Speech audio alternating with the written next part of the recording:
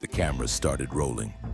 She smiled like a hunter who smelled blood. Across from her sat Donald Trump, calm, still, unmoved. "Mr. Trump," she began, sugar in her voice, poison in her intent. "You've built an empire, led a nation. Was it just luck?" Trump didn't blink. He leaned in. "Liberals love that word, luck. It erases effort. Pretends work doesn't matter, but luck didn't build my towers. Luck didn't bring me here, I did." The smile on her face twitched. Her plan was already falling apart. She shifted in her seat. The last answer hadn't gone as planned, but she wasn't done, not yet. With a smirk creeping back, she leaned in again. "Well then," she said with theatrical curiosity, "since you didn't do it all alone, let's talk about Melania." Trump's eyes locked onto hers. His face didn't move, but something in his gaze sharpened. "Yes," he said simply, "let's." The host continued, her voice now syrupy again, like sugar poured over spite. "Some say she's too quiet, too passive, that she lives in your shadow." Trump gave a smile, but it wasn't the warm kind.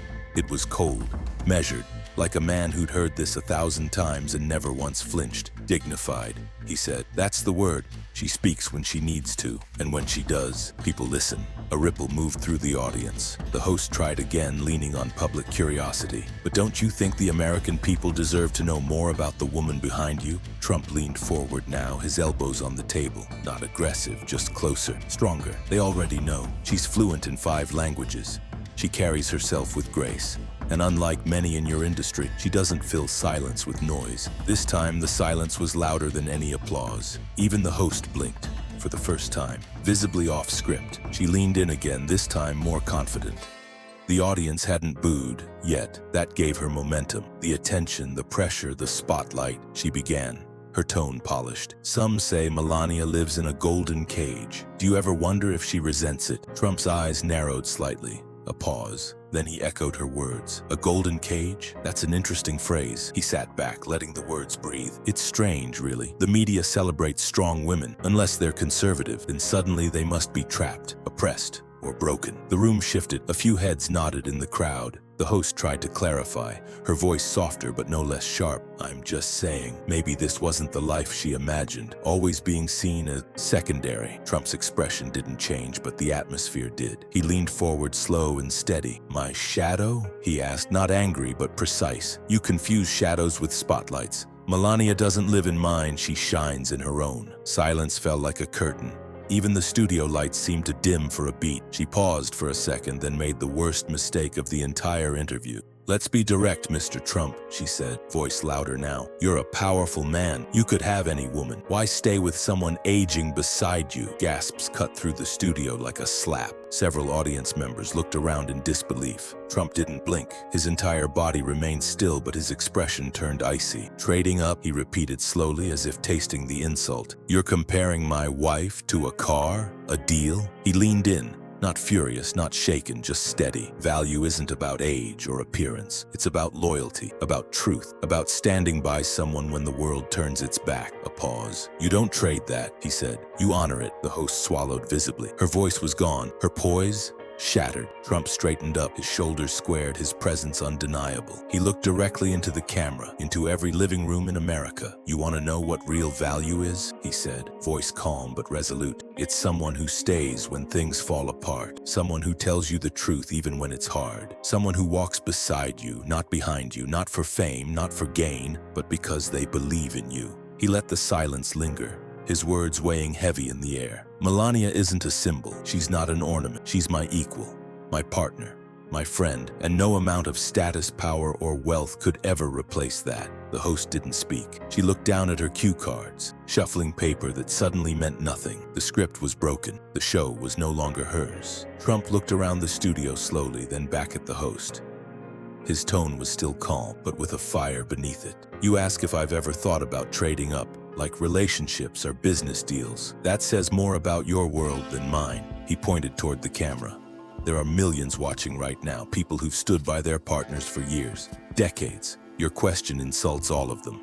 He leaned in further, voice steady, strong. "Marriage isn't about upgrades, it's about loyalty, about commitment, about love, the kind that survives storms, not headlines." The audience broke into sudden applause, a real moment.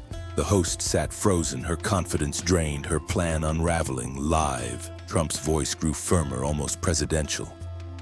You came here hoping for a viral moment, a trap.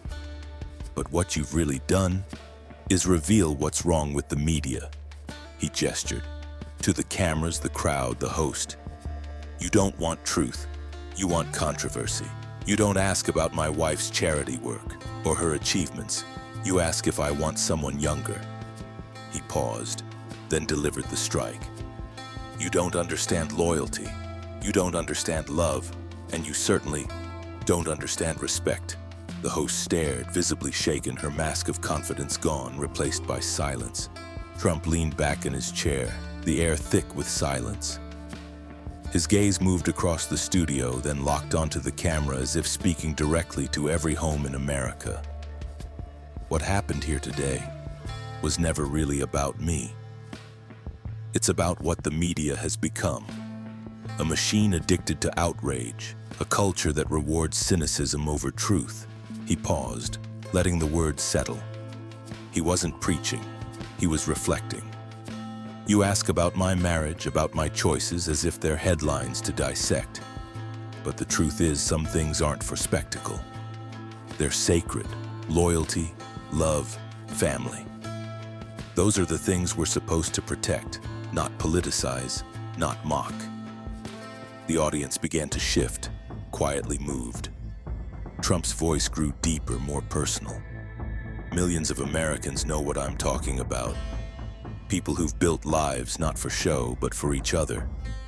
They work 2 jobs, they raise kids, they stand by their spouses through sickness, through failure, through everything. He pointed again, this time not with anger, but connection. Those people, you watching right now, you understand. You've lived it. That's why your voices matter, your values matter, not the scripts, not the spin. A wave of applause rose and didn't fade. Trump stood up, adjusted his suit, and looked one final time into the lens. America still believes in real love, real families, real respect. That's not just a slogan, it's who we are, it's what we fight for, it's what we teach our children. And that is what makes this country great. He turned and walked off set, leaving behind more than applause. He left a silence that meant something. What you just witnessed wasn't just a moment on television. It was a reminder that loyalty still matters, that real relationships still exist, that truth, when spoken with strength, can silence even the loudest noise. If this story resonated with you, if you believe in standing by those you love, hit that like button and subscribe for more powerful stories that celebrate real values. And now, tell us in the comments, what does loyalty mean to you? Have you ever stood by someone when the world turned its back? We want to hear your story because at the end of the day, it's not just about politics, it's about people. People who still believe in love, in commitment, in honor. Thank you for watching. And remember, what makes America great isn't power. It's the people who choose to stand together.